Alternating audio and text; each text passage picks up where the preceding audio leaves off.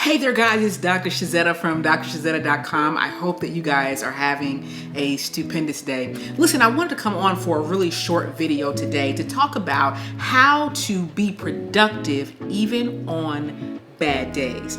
We all have days that don't go exceptionally well, days that don't go as we planned. We sometimes wake up and things are all awry, but we still have to, or at least desire to, be productive in some ways.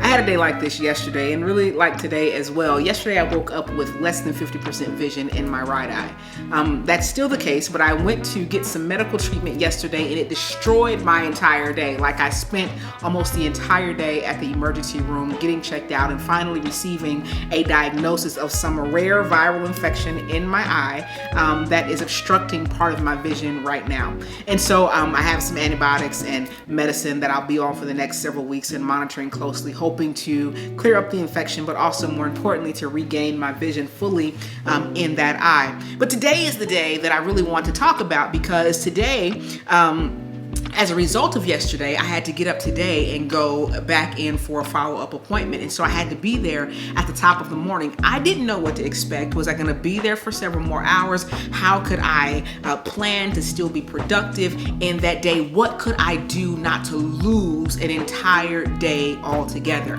And I felt myself in the moment beginning to panic, because it would mean that 2 days were gone. 2 days I hadn't planned for were to be gone. And so today I want to share with you how it is that even on bad days, on days that don't go the way that we hope they will go, that we can still manage to be productive. This morning when I got up and realized that I might lose another day, I felt, like I said, a sense of panic, maybe a little bit of anxiety beginning to settle in. In truth, I felt that anxiety and panic on yesterday when I realized after the 4th or 5th hour in the emergency room that I probably wasn't going to get to much. And so the first thing that we have to do is make the conscious decision to not panic.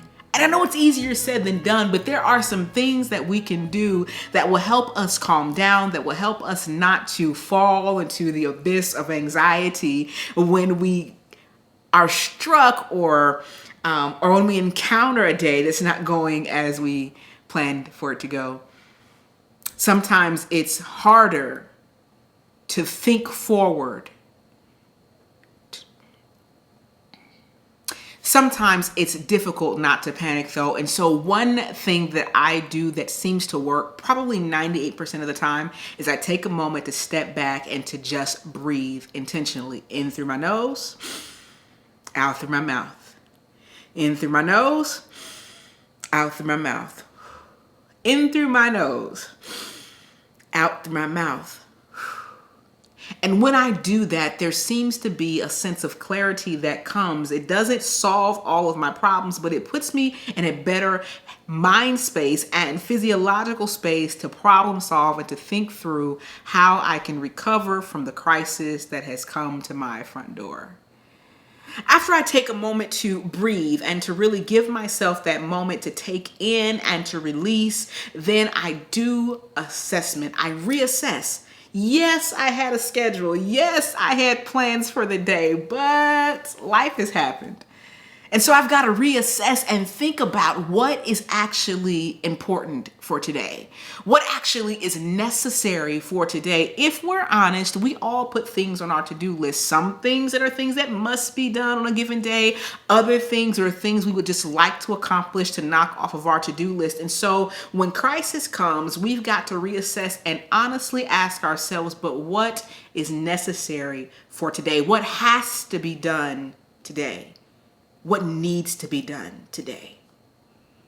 Once we have kind of that list of things in our minds, the next thing is even more difficult to do, because we've got to then have a real conversation with ourselves. I know I believe this to be necessary, but what is actually doable? Because you see, even though we believe some things to be necessary, even though we believe that some things must happen in a given time frame, the truth is that oftentimes some things are not doable because we don't have the energy, because we don't have the time, because we don't have the mental capacity, because we don't have the necessary resources to do it and to do it well. And so on a day where crisis has come knocking on your door, we've got to ask ourselves, okay, what's even doable today?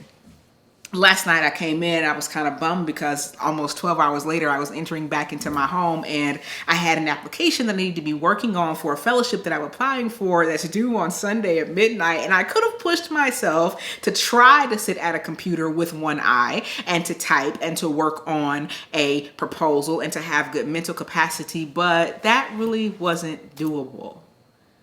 It really wasn't doable in a way that is healthy, in a way that was sustainable, in a way that would help me put my best self on paper. And finally, after we determine what's doable, we put into place a plan for execution.